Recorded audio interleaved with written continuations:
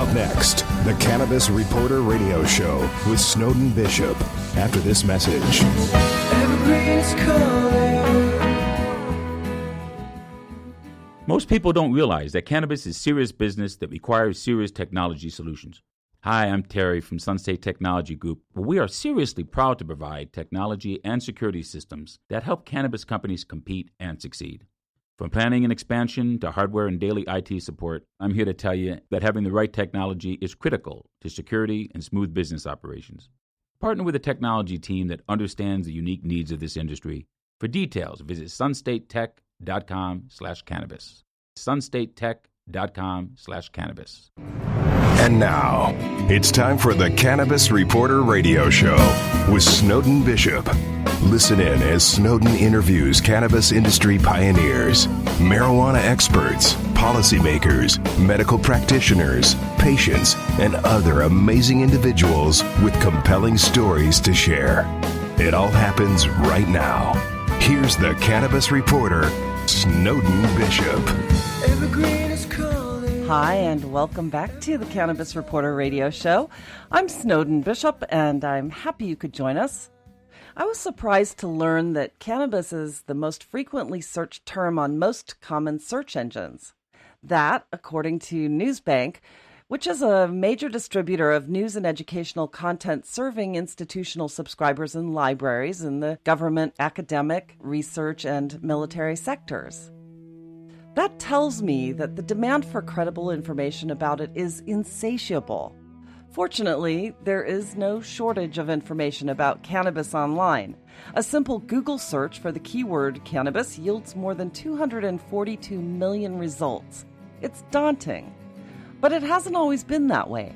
I remember when we first registered the domain for the Cannabis Reporter back in 2012, there were maybe a dozen websites catering to cannabis advocates, only a handful of credible websites where patients could learn about medical marijuana.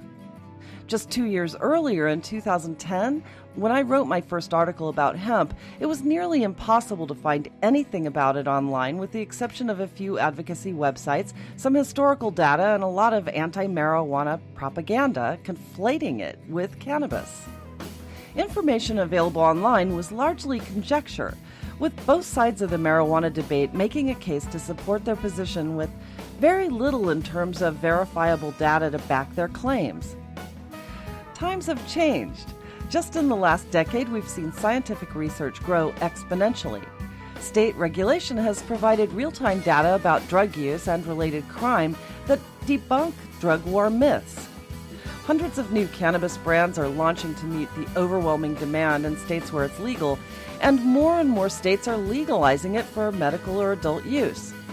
With a vast majority of Americans now favoring some form of legalization, and a warming attitude about ending prohibition brewing in Congress, it's only a matter of time before cannabis is legalized countrywide. It's the Wild West, and the anticipation is truly palpable. It's no wonder there are so many media outlets catering to advocates. But with so much information now available to consumers, sorting through it to determine what's credible and what's not is still a daunting task. With all of the excitement about the emerging industry, there's bound to be a lot of hyperbole and unverified claims being made by well-intentioned enthusiasts. As interest in cannabis grows among mainstream audiences, patients are beginning to rely more and more on information they find online in order to make critical decisions about treatment options. The need for factually sober information is becoming more and more critical. That's the topic of today's show, and we have a media maverick here to talk about it. His name is Michael Klein. He hails from the world of televised entertainment and has held a variety of senior-level positions in original programming at network outlets like Viacom's MTV, the Travel Channel, and Condé Nast. Today, he's at the helm of Cannabis MD, a relatively new media outlet that focuses on objective content, providing factual information and resources for patients and adult users. He recently launched a trailblazing marketing campaign to promote his new media outlet in mainstream venues, including Times Square, where, for the first time in New York City's history, throngs of people got to see the word cannabis broadcasting on a giant video billboard ad last month. Michael, I'm really looking forward to this conversation. Thank you so much for joining me. Thank you for having me. You're certainly welcome. So I'm really intrigued. I saw your release on the billboard in Times Square, which I think is fabulous. Tell me a little bit about Cannabis MD and what you're doing. And then I do want to hear about why you put a billboard in Times Square. Of course. Cannabis MD is the global authority for potential medical benefits of medical cannabis and CBD, and doing it from a non-advocacy point of view. And that's what makes us really unique in this marketplace. We don't have a bias towards use. What we are doing is presenting all of the positive information from research to first-person accounts and the negative research and first-person accounts, with the goal to educate and empower consumers to make choices that are right for their lifestyle. So basically, do you have medical doctors that are on staff with you that handle inquiries, or is it mainly just an online resource? So we do have a medical advisory board that is made up of doctors from all different disciplines, that, from research to actually practices where they incorporate medical cannabis or CBD in their treatment. The content is all original, but it's driven not by necessarily incoming questions per se, but what we've been doing is we identify audiences around certain need states. So it could be anxiety, it could be sleep, it could be pain management, and create original content within those arenas that really engages that audience. See, I love that you're doing this because there are more resources now than, say, when I started doing this that are available to consumers online. But when it comes to the focus on the medical, there's still just such an absence of credible information that's out there. And so kudos to you. This is a really good service that you're providing, I think, for the consumer. But, you have a journey too, and I want to hear about that. Like, what got you going into cannabis to begin with?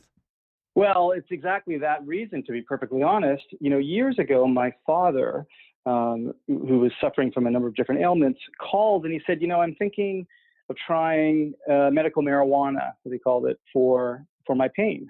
He lived in British Columbia, Canada. And I said, I think that's a great idea.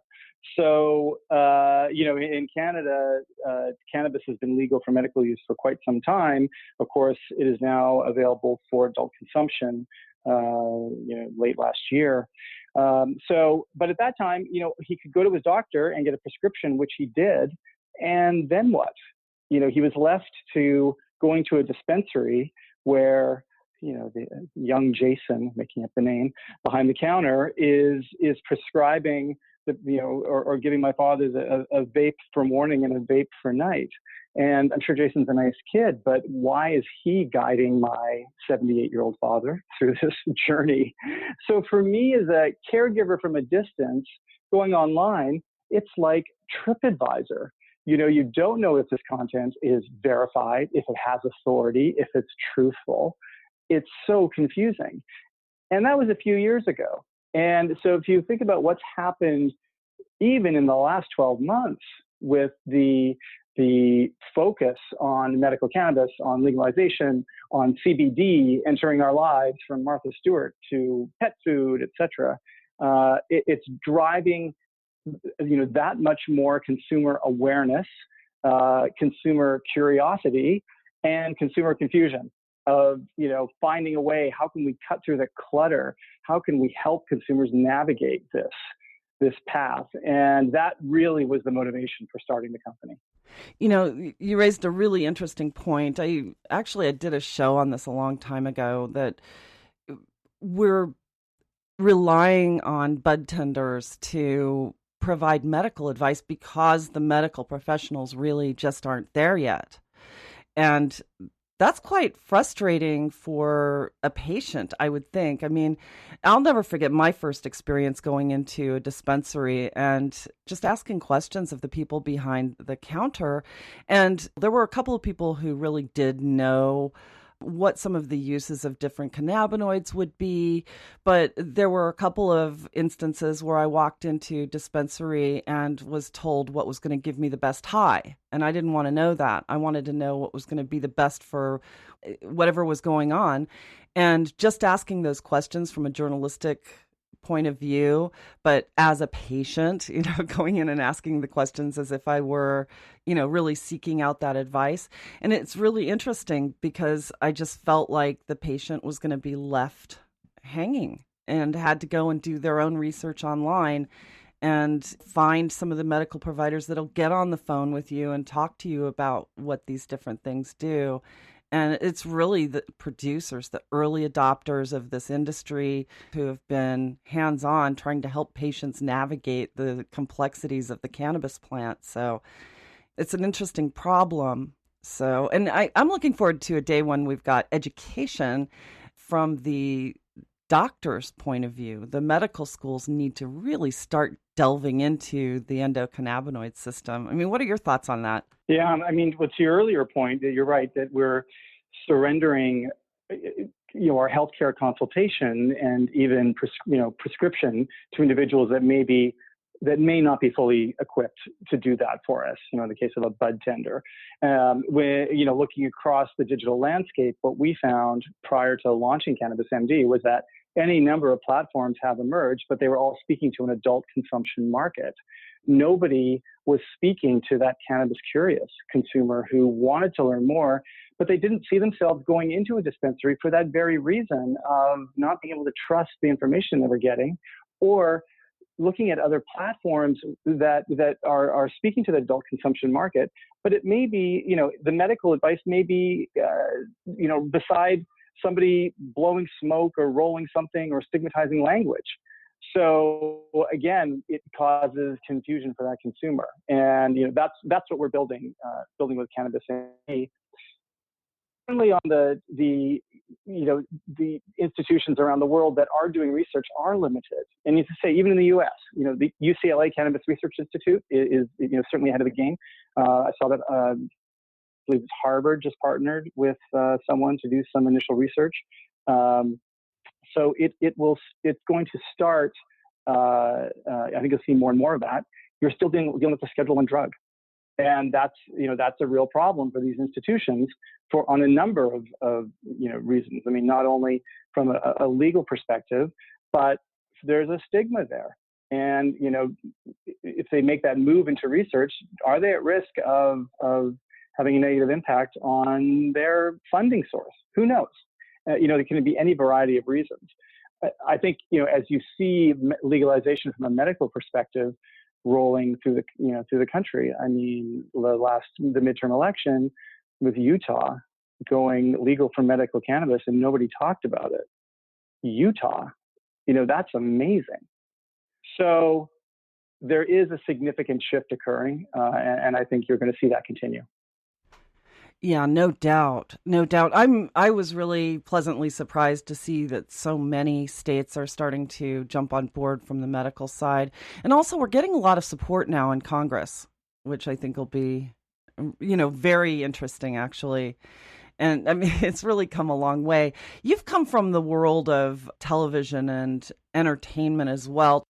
I spent a lot of time in the music industry, and cannabis was one of those closeted activities that seem to be pretty prevalent among people in the music industry, especially not so much in television. And I come from that world as well, but in the music industry, it was almost as if it were a tool for creativity. So there was a vast acceptance in that world, as if it were just a part of life, just like somebody having a beer after work. So when you keep that in mind, in that context, to see the transition of what's happened culturally from that world, tell me a little bit about your experiences working in the world of television and music. Sure. Well, and prior to coming on board with Cannabis MD as CEO, I was running original programming and content at MTV, in the heart of music television, as it were. And and prior to that, many years, running originals at TLC, at Travel Channel, working with incredible talent, Sundance Channel.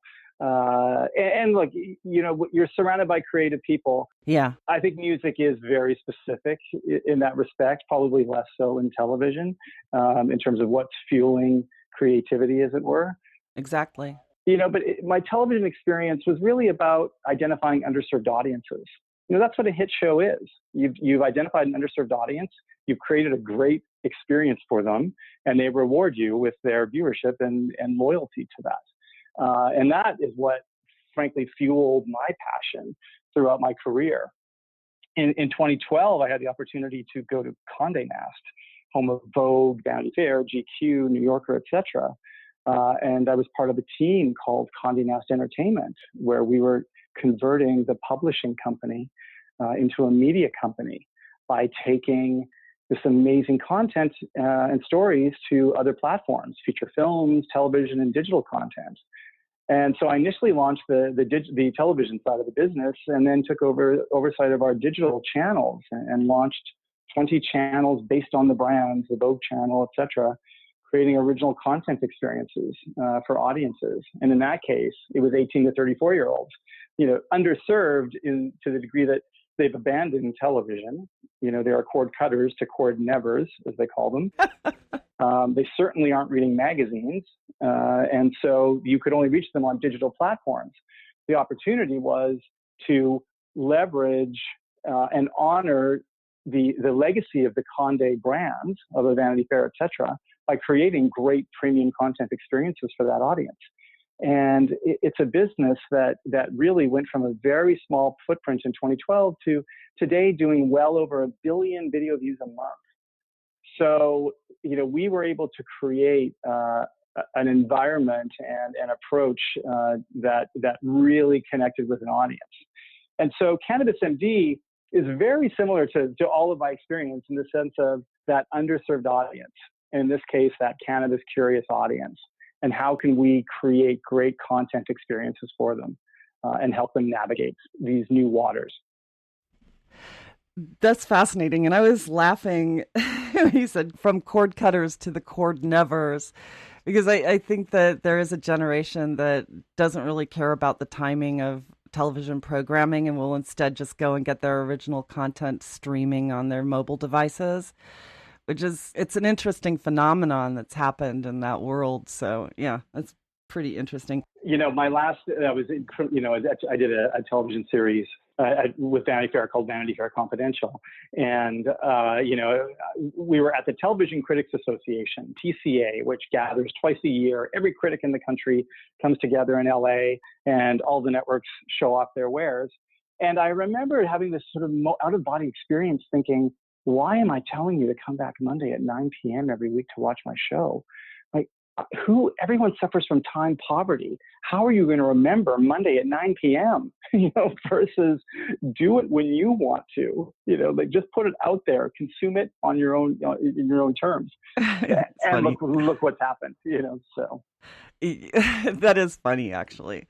I say that every week on this show, come back same time, same place, because it's on terrestrial radio.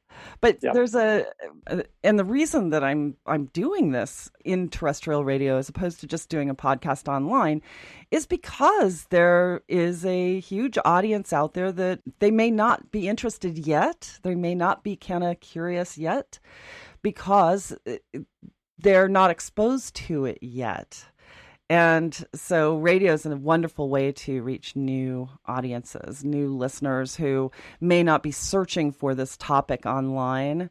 And, I feel that there's a big need to sort of normalize cannabis in advance of removing it from Schedule 1 of the Controlled Substances Act.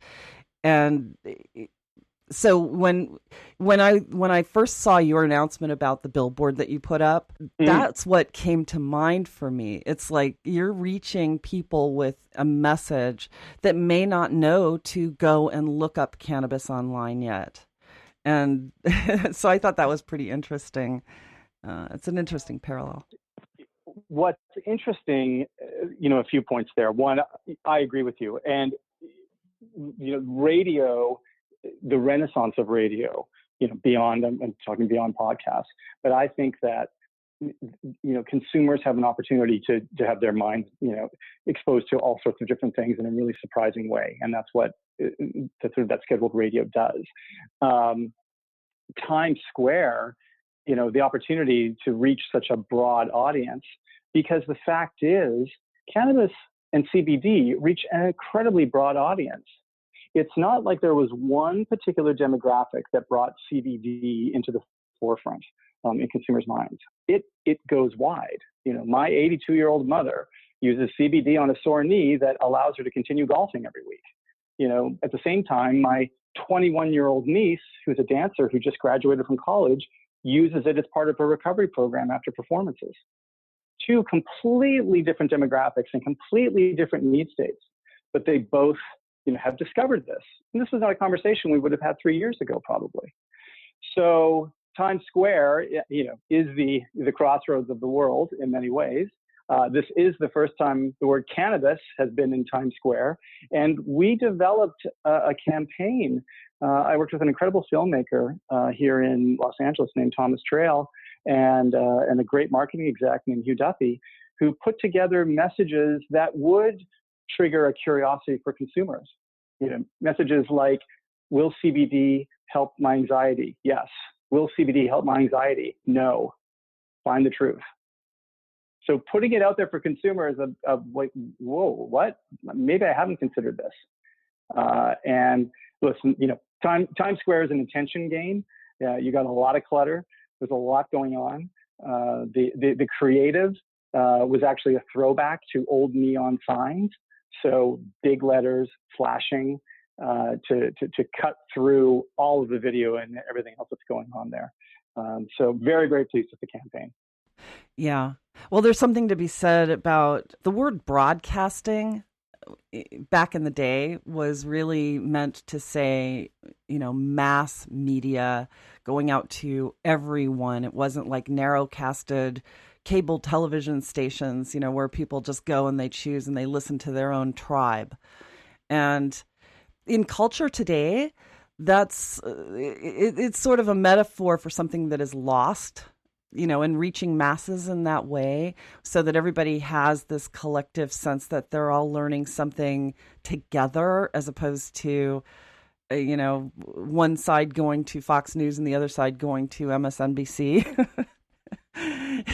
You know what I mean? But there's a huge learning deficit, I think, because of that. And it used to be that people would, when something happened in the nation, everyone sort of rallied around the same message that was coming out of the media. It wasn't, it wasn't tailored to the audience the way that it is today. And I think with cannabis, a lot of the media outlets that focus on cannabis for many, many years were basically preaching to the choir. So how are you going to reach the people who, it was drilled into their heads? You mentioned your mother, for example. She grew up in that generation, even before the Controlled Substances Act, when they were still drilling into people's heads the devil's weed concept that came out of reefer madness in the 1930s. And so there's like a whole generation of people who, even still to this day, I run into people, and when I tell them what I do, they look at me cross-eyed, and, all of a sudden I'm a hippie in their eyes, as opposed to, younger people who have had a little bit more interest and exposure without having that reefer madness message drilled into their heads. They'll look at me and go, oh, that's cool. Right.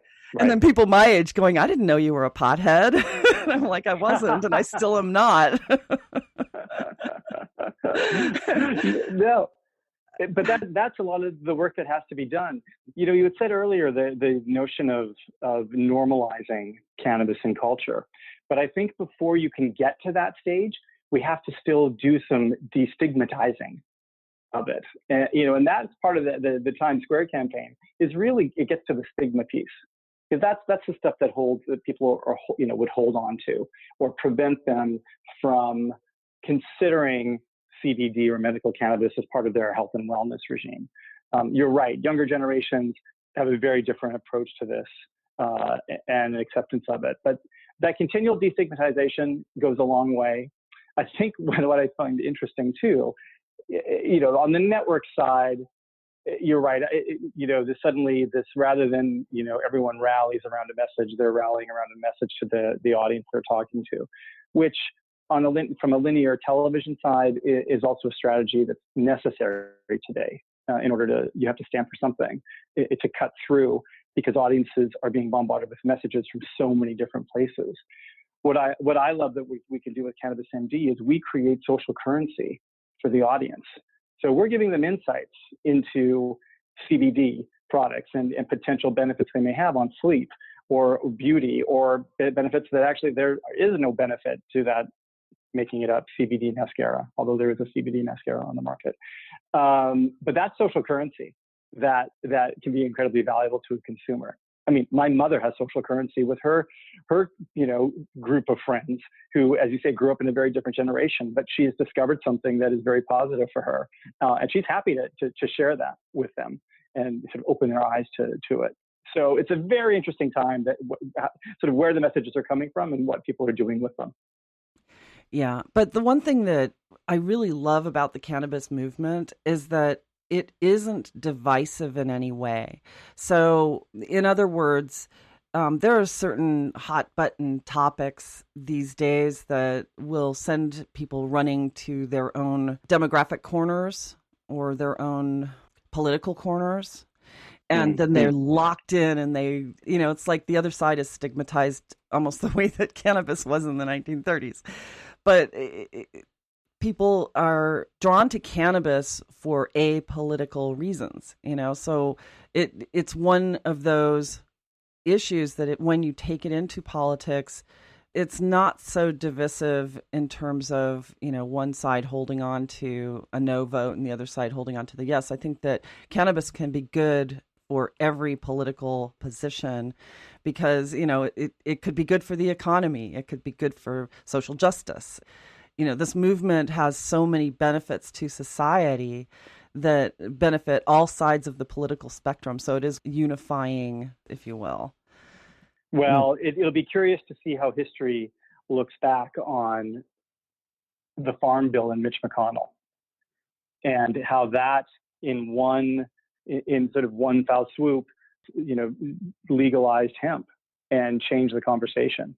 Not only stimulating opportunities for farmers, but suddenly CBD, moved into the marketplace at velocity, outpacing the ability for any regulatory bodies to actually put some, give it a framework.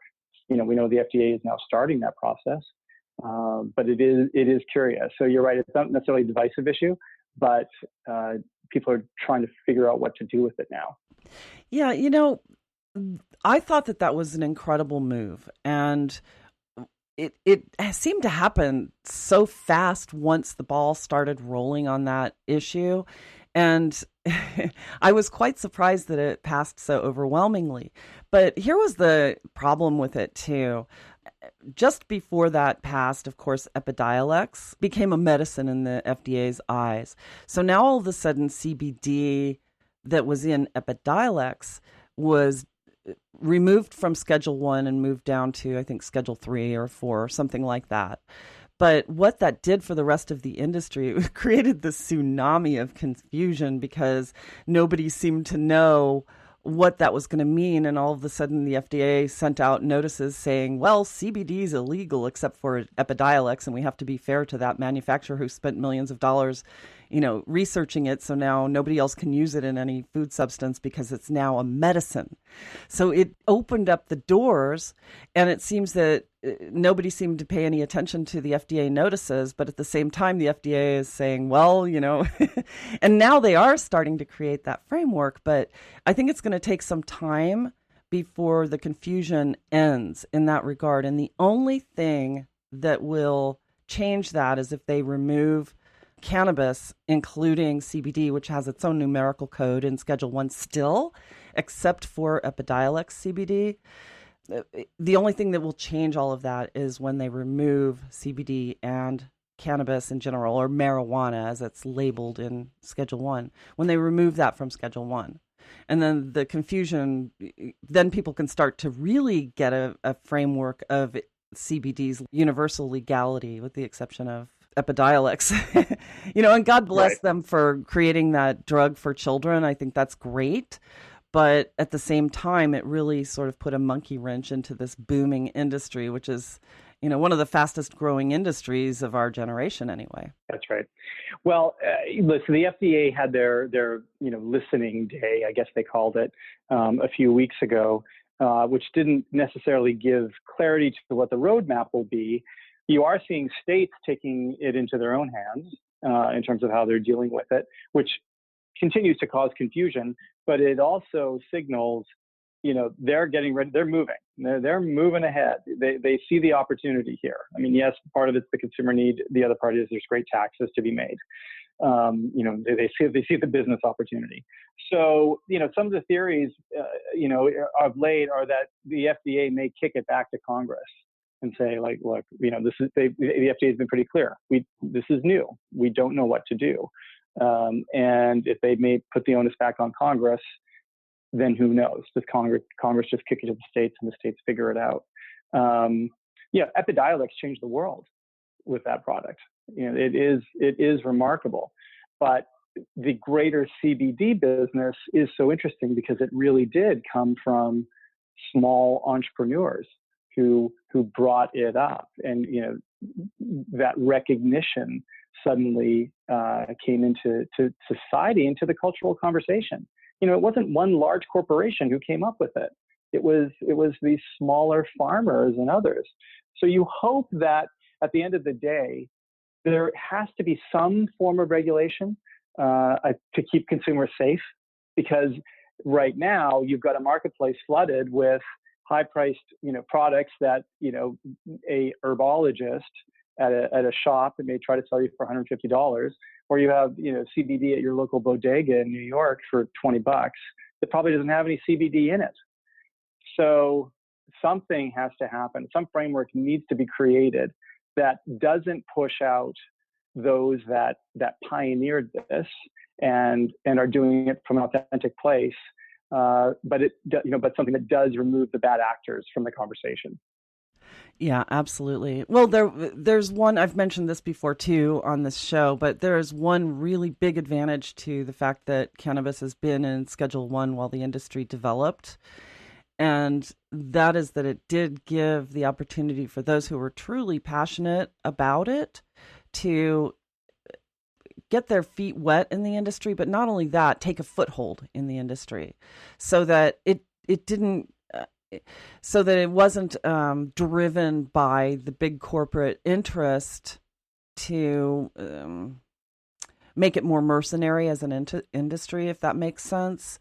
I don't know if that's the right way to couch it, but yeah, so it gave an opportunity for the people who are passionate about the industry to develop the industry first and establish the sort of holistic nature of the plant as a healing tool before it turned into this big chemical run them off in China pills by big companies who wanted to sort of bastardize the true nature of the plant. And I hope that as they establish these regulations, that they do keep that in mind and don't favor the profit side of it as much as they favor the doing it right side of it. The organic nature of the plant is what makes it such an incredible healing tool. And if you start cutting corners to, push out isolates or something that, in pill form, it's going to lose the beauty of the synergistic nature of the way that all the cannabinoids work together. And so it's going to be an interesting process, I think. But it is a good thing that it has developed on a grassroots level. So you're absolutely right about that. Right. Right.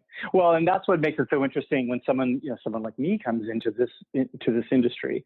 Because, I mean, my background seemingly very different. I contend not. Again, when you talk about the underserved audience piece of it, but more and more, you're seeing individuals that are, if they're not coming from investment banks, they're coming from large CPG companies to run CBD companies or medical cannabis companies.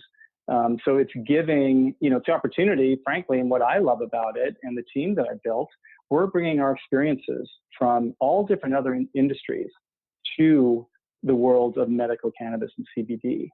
And some really exciting things happen as a result of that.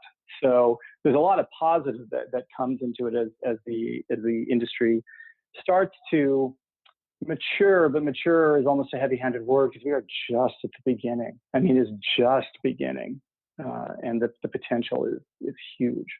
There's no doubt. It is. It's, yeah.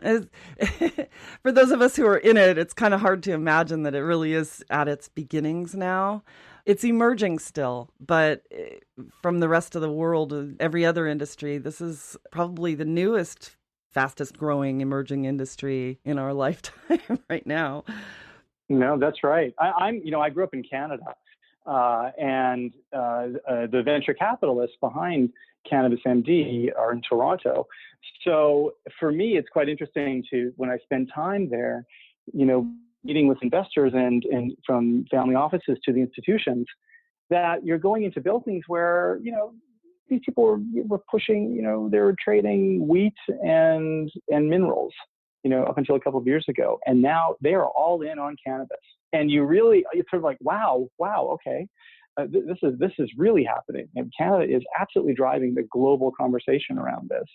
And so they're ahead of it. There's no question. But, look, with California legalization and the size of California and the impact that the economy in California has on the country and the world, and you see it here. I mean, Sunset Boulevard is now nothing but, billboards for YouTube and cannabis.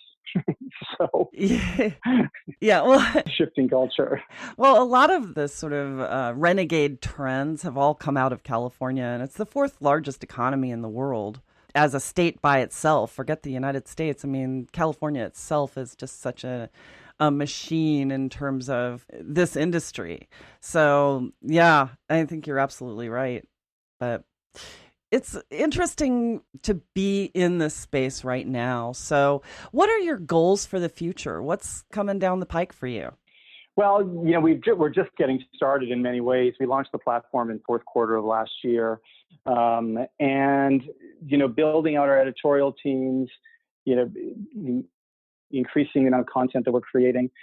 Again, as I said earlier, you look at what's happened just in the last few months, with the Martha Stewart announcement or the announcement of, large retailers and pharmacies that are now selling CBD products. So again, consumers that are being exposed to this and wanting to understand it. Look, I think you'll see a correction in the CBD marketplace with, as I said earlier, between the good ones and the not so good ones. You're seeing technology that's emerging in new businesses, laboratories that are coming online that are really changing the game with respect to consumer safety, particularly on CBD products. So for Cannabis MD, it's about keeping consumers safe and educated. It potentially challenging their stigma, and having them set it aside to see that there may be something here that could help them. So we'll see that growth continue. Very fortunate that as we grow, we're attracting really interesting voices from the medical community that didn't have a place to go because they didn't feel comfortable on other organizations that were targeting strictly an adult consumption person. They wanted to be in a place where they felt there was an authority voice on the medical side. So it's great for us that we can, those voices are finding us and we're finding them and giving them a platform for which to tell their stories. So you'll see, I think you'll see tremendous growth with the company. As society continues this consumer acceptance that is undeniable. Well, you know what? It sounds like you're off to a really great start with this. And when you talk about growing out the editorial side of it, are you also planning to move this into television at all? Well, first of all, we're looking at other verticals that it makes sense and where we're really seeing there's an audience need. The A to Z health of it all, and it's everything from epilepsy to sleep disorder to sexual health. You're seeing audiences, certainly circling and gathering around those subjects. But we're building out our food vertical. We have an incredible food editor, Chef Andrea Drummer, who is one of the growing voices within the medical cannabis and CBD cuisine world. She herself used to be an anti-drug advocate and discovered medical cannabis for pain management, her own pain management. And while she was at Cordon Bleu, had a chocolate peanut butter moment where she thought, well, food, CBD and medical cannabis. And so lots of exciting content coming from her, building out a sports vertical, pets, weight loss. So as we see consumers wanting to discover more unexpected applications, we'll see content experiences there. Beyond that, video and podcasts are an important part of the business. And we've been approached from a streaming service about television, quote unquote, content.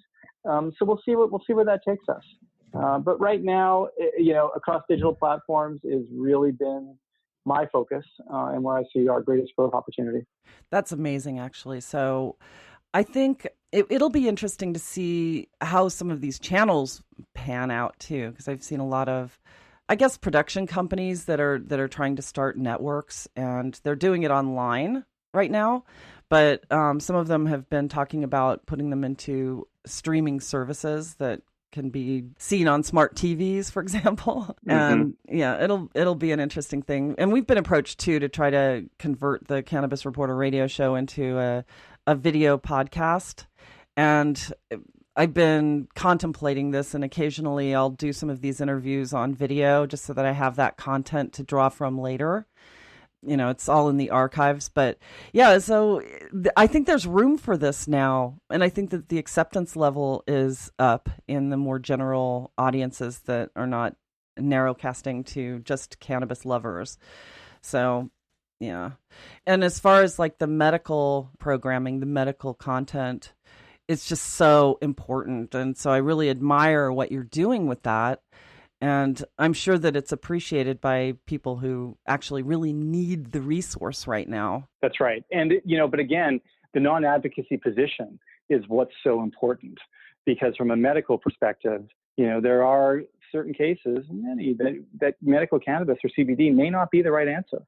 And consumers need to know that as well. So, we want to make sure that is being surfaced. One thing we didn't talk about, our revenue model is to attract non-cannabis advertisers to the space. So I don't accept advertising from dispensaries or product companies. We're talking to mattress companies and beauty, etc. I love that. To bring them into the cultural conversation in a safe platform that is free of no smoke, no weed, no stigmatizing language, etc. And that, from my perspective, that's building trust with your audience. You're demonstrating there's not a bias here. This is really, it's about keeping you, consumer, safe and making sure we're empowering you with the right content to make decisions. Because, one size does not fit all. We're not there yet. So that's important to keep in mind for everyone. That's an incredibly important point that you make. And, we try to stay unbiased here. When I talk to people, I like to hear all perspectives on this, because it is important for the consumer to know that it's not proven to have any curative effects. And I think that's the big issue with the FDA as well. Right now, they object to these companies putting out all of these testimonials. Oh, I cured my stage 4 cancer with cannabis. Well, that might be true, but somebody else who's reading that might say, oh, I'm going to forego my chemotherapy and just try cannabis, and they go and buy it from their local dispensary or whatever, and they don't know what's in it. and they haven't looked at the science to see if it's right for their particular form of cancer. And so it's crucial that audiences do understand that it's not a cure-all for everything. Yeah. And when you talk about the advocacy side of it, so many people are advocating that it is something that can totally replace pharmaceuticals. And, I'm not a huge fan of some of the pharmaceutical companies because I've seen how consumers have sort of been duped by, the perfect example is the opiates. Yeah. But when it comes to certain disease types, there are billions of dollars that have gone into the research to target certain conditions.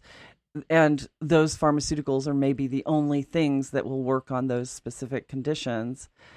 And cannabis might help along the way, but, you can't discount them altogether. So, yeah, it's a very, very important point. And I like that you're doing that. That's the tension of the plant in general, that it is, I have one of my board members, very smartly points out that an individual may be using medical cannabis to treat a particular condition. And if their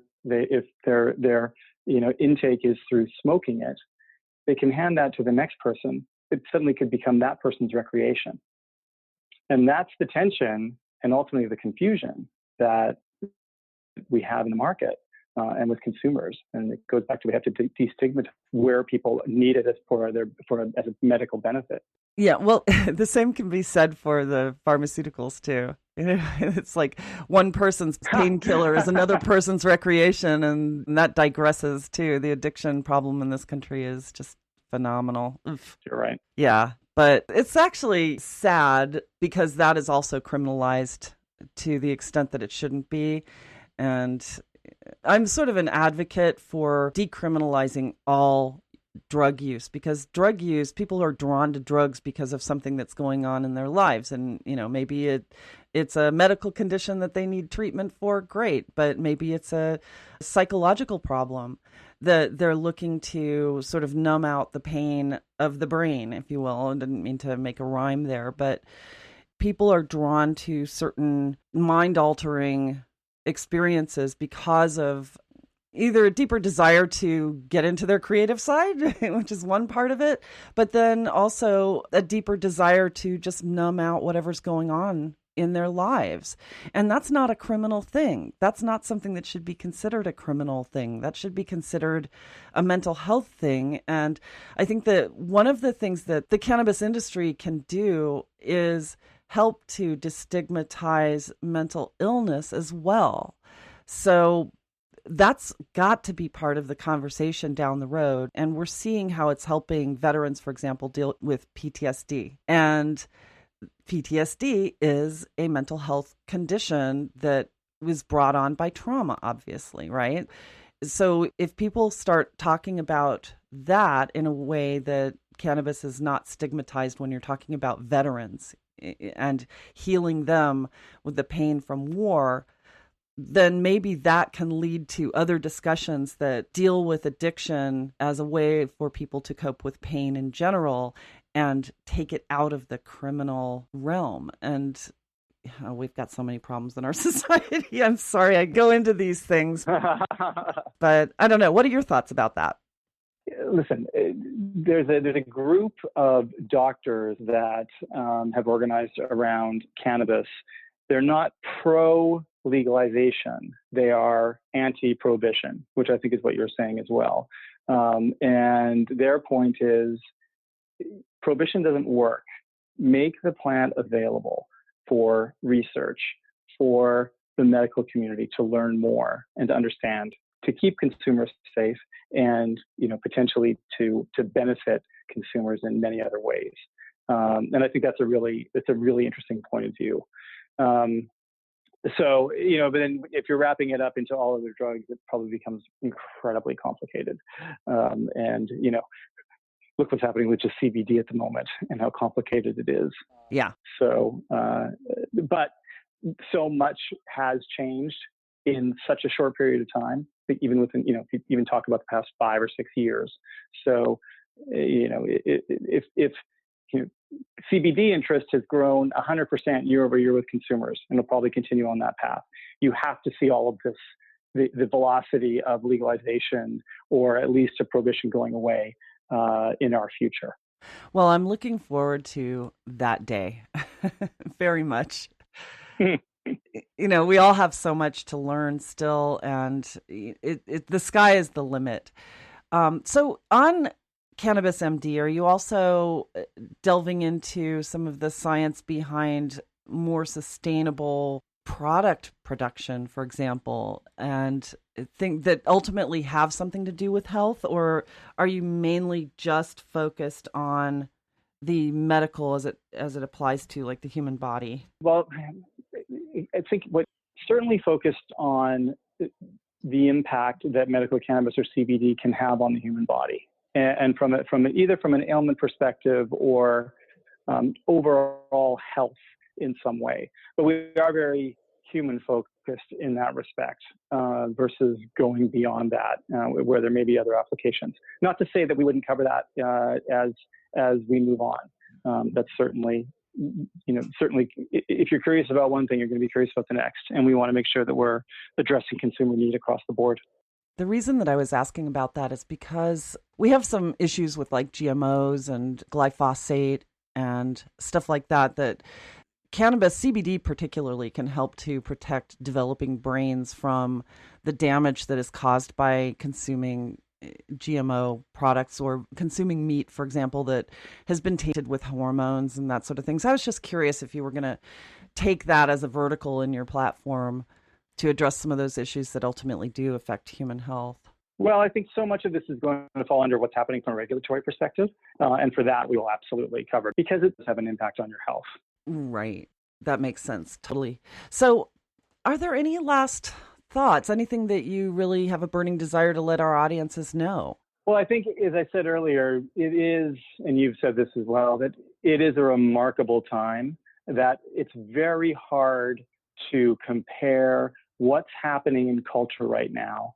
The fact that this is hitting consumers from all different demographics, all different kinds of need states, what it's doing from a regulatory perspective, the discussions that are happening sort of at all levels of government around it, and how we're creating an entirely new category and new industry.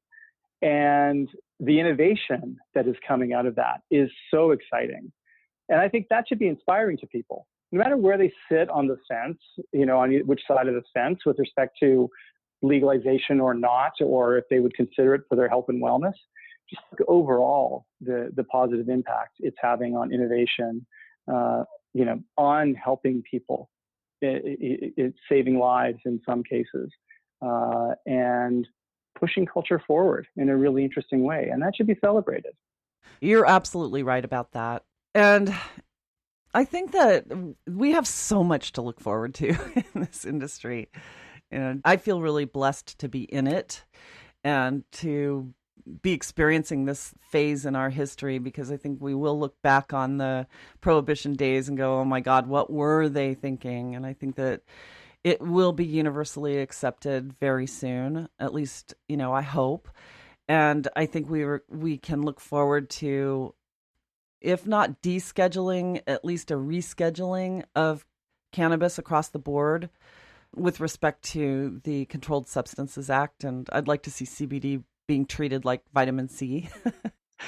So that, because really it is. And I read a Forbes article recently where they said that the study that was done to get approval from the FDA for Epidiolex showed that there was some liver compromise when it came to that particular drug. And so the article headline was CBD causes liver damage. And I was curious about that. So I went back into that study, which I had read cover to cover several times because I just wanted to really understand what it was that Epidiolex had done. And I don't think it was just the CBD. I think it was the other components of that particular medicine. but it wasn't clear when I read the study. So it would be interesting for someone to go back and do another study just with CBD without any other components and a completely natural extraction, like a steam extraction process, steam made with the purified water, so that you've got a very pure cannabinoid to test against the liver to prove or disprove that particular theory. Because I'd hate for people to all of a sudden go, oh, well, CBD causes liver damage, I'm not going to take it because I might be at risk. Maybe somebody who's had hepatitis before or something like that. So there's just so much for us to learn. And I think that once this goes into medical schools and a study of the endocannabinoid system, which, by the way, of course, is the 7th largest system in the human body, that is so intimately related to our ability to control our own immune system and neurological health and everything else. But I think that once they start demanding that medical doctors learn about the endocannabinoid system, it's going to open up a lot of those doors for the research, and we will get some answers to these things that have been myths for some time now. So it'll be interesting. Totally agree. Yeah. So, well, I think it's about time to start wrapping this up. And I'm really looking forward to seeing what else you do at Cannabis MD. And I'll definitely let people know where to find you when I post this online. But I really appreciate your time today. And I thank you for joining me.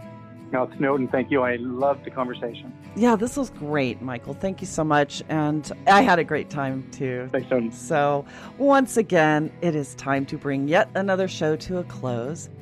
I would personally like to thank my guest, Michael Klein, for sharing his insights and knowledge with us today. If you'd like to learn more about the work that he's doing, please visit us online at thecannabisreporter.com. Click podcast to find today's episode, and there you will find his bio along with information and a link to his website. We have so many people to thank. First, I'd like to express our gratitude for our radio sponsors, Canosphere Biotech and Sunstate Technology Group. We certainly couldn't be doing this without you. I'd also like to thank our theme composer, Eric Goodall, and the team here at the Cannabis Reporter radio show for always making us shine. And it goes without saying just how much we appreciate our programming directors at XRQK Radio Network and Society Bites Radio for distributing our show. And last but not least, thanks to all of you for listening. I'm Snowden Bishop, inviting you to join me again next week, same time, same place, for another episode of the Cannabis Reporter radio show. Until we meet again, be safe, stay informed, share what you've learned, and make it a great day. Evergreen is calling. Evergreen is calling. Evergreen is calling.